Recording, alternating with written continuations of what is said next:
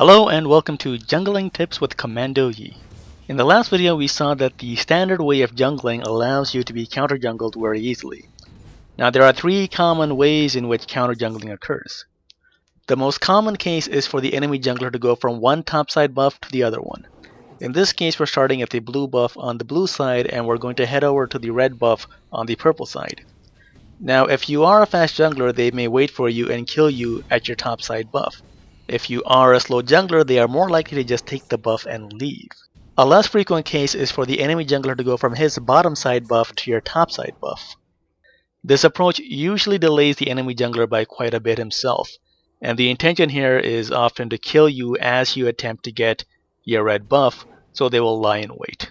Lastly, a rare case, the enemy jungler can simply start at the buff that you are not starting at. By the time that you arrive to your second buff, it will be gone and you will be behind. Now all of these cases depend on you following the standard, or the enemy jungler figuring out where you started if you chose to deviate from the standard. You can counter these counter jungling strategies through the jungling routes that you use. Now you might think to yourself, why should I have to change up my jungling patterns? My team will help me if I get in trouble anyway. And indeed, your team may have helped you on occasion, but the reality of solo queue is that you cannot count on your teammates to bail you out of a bad situation. If the enemy jungler stole your red buff while you are doing your blue buff, that is your fault. Do not look towards Nasus in the top lane to help you out. He's up there playing Farm Simulator 2014 trying to get those Q stacks. So do yourself a favor and fix up your jungling route. Jungle routes. There are only a few basic requirements for having a good jungle route. Runes and Masteries. Now here are the runes and masteries I'm using during these runs with Rammus. But I want to stress that these are not important, and neither is any specific jungle route that you see on this screen. It doesn't matter what you're using so long as it works, and this means testing your runes and masteries in a custom game. You want to be able to pull this off reliably. It's important that you do not die in the jungle, because it is demoralizing for your team to watch their jungler die to the double golems, and worse, you will probably hear about for the rest of the game. The optimal runes and masteries for a given champion will always change with patches and seasonal changes. There is no fixed solution to this. The good news is that the base quality of the runes and masteries that you would get from professional junglers will always be the best starting point to use after major patches or changes. So as an example, you can Google Pro Builds Rammus and use the runes and masteries of your favorite jungler and make adjustments as needed. Something to keep in mind is that for the last few seasons, flat armor seals and scaling magic resist glyphs have remained strong, so you can't go wrong with incorporating them into most rune pages. Do not depend on a leash. There are many reasons you might not get any help with your jungle in this game. It's possible your teammates may want to get an advantage over their lane opponents. It's possible they might be waiting on their dial-up modem to load them into the game. And given the nature of solo queue, it's also possible that they're just plain unhelpful douchebags. In any case, do not put yourself in a situation where you depend upon a leash to get you by. Note that in some cases it is strategically advantageous not to get a leash. More on that later. Flexibility. You must be able to take multiple jungling routes and be able to do so without a leash.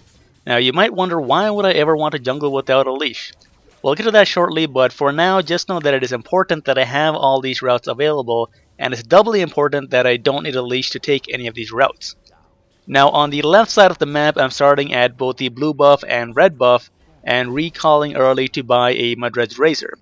This gets me back into the jungle with full HP and 15% bonus attack speed, and also helps me avoid unnecessary early 2v2 counter ganks, which I'm likely to lose. Of course, I communicate this with my team to let them know I'll be traveling in the opposite direction of the enemy jungler.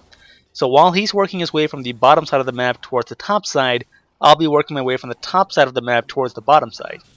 Now on the right side of the map, I'm taking a more standard route, again without a leash.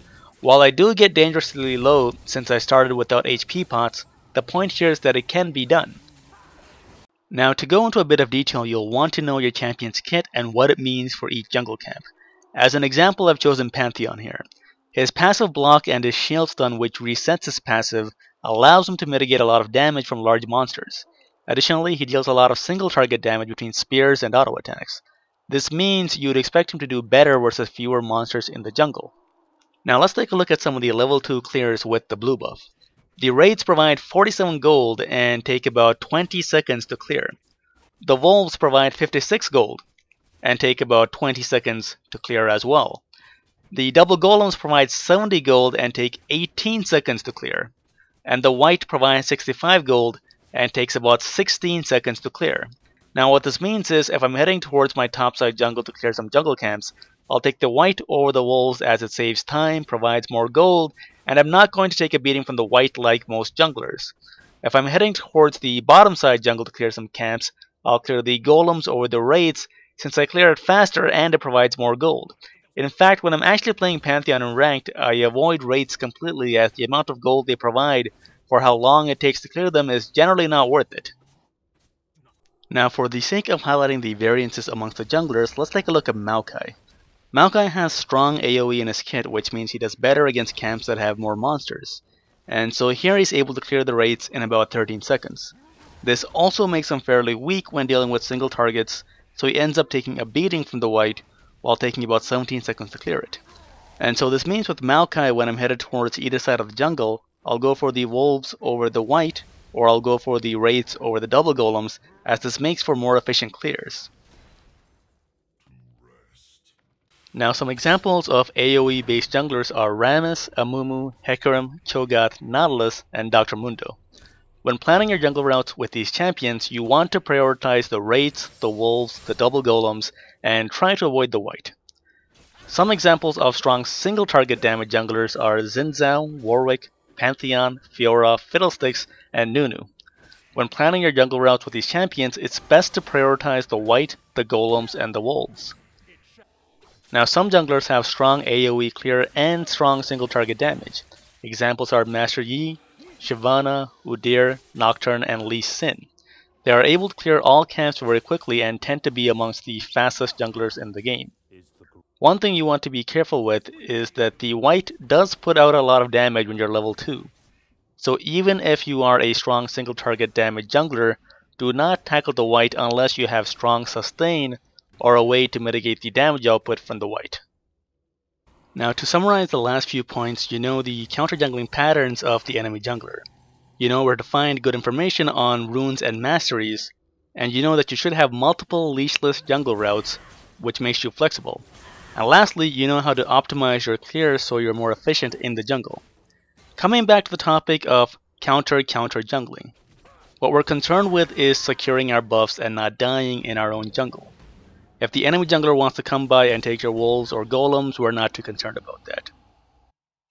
If you're in an elo range where map awareness tends to be poor, it's sufficient to start at the buff people do not expect you to start at, and that in itself will save you the trouble of any and all counter jungling grief that you may encounter.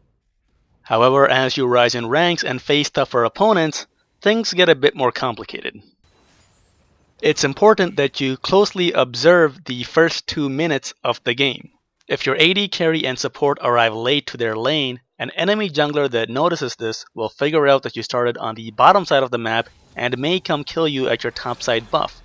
Now if you thought you were clever and started on the top side of the map, the late arrival of your mid lane and top lane allies to their lanes tells the enemy jungler and his team where you started, and he's free to pick you off at your bottom side buff. And note that even if the enemy jungler does not notice it himself, it's likely that his team will call out where you started based on who arrives late to their lane. Now this can get considerably worse.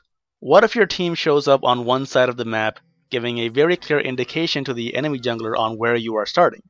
The knowledge that you are definitely starting on one side of the map can be used against you. In this example, I see Caitlyn, the support Brand and jungle Wukong, trying to kill our Riven on the bottom side of the map. I know that Wukong will start at his blue, and using this information I go in to take his red buff uncontested. If you or your allies give away your starting point on the map, that information can be used against you. Know that even if you do not notice these things in the first 2 minutes of the game, your opponent jungler is very likely to notice everyone's positioning and may attempt to capitalize on it. Jungling without a leash comes in handy when dealing with observant enemy teams. If you start at the buff the people do not expect you to start at and all your laners arrive on time to their lane, this confuses observant opponents as they cannot figure out with certainty where you started, and the enemy jungler is likely to assume you started on the bottom side of the map. Now to take this to the next level, what you can do is request a fake leash from your bottom lane while you are starting on the top side of the map. To an observant enemy team, it will look like I started on the bottom side of the map with the help of my AD carry and support, when in reality I started on the top side of the map with no leash. This sends a false signal to the enemy team, which they will pass on to their jungler if he hasn't been misled already by your fake leash. The fake leash strategy works consistently in higher elo games as it takes advantage of the increased map awareness of your opponents. The strategies you want to use to counter jungling attempts depend on the current elo range in which you are playing. In the lower elo brackets, it's usually sufficient to start at the top side buff with the help of your mid laner and top laner, and this would foil any attempts to counter jungle you at your top side buff. As you get better and face more challenging opponents who are capable of counter jungling you at either buff, you want to start jungling at your top side buff without the help of your teammates while coordinating with your bottom lane to provide a fake leash and mislead the enemy team. Both of these strategies, along with your pre-planned, well-tested jungling patterns focused on optimal clears, will allow you to be a much more efficient jungler who is immune to the counter jungling attempts of your opponents. In the next video, we will focus on the different classes of junglers, focusing on the strengths and weaknesses of tanks, bruisers, assassins, and carries in the jungle. Feel free to leave any feedback, suggestions, or ideas in the comments section below.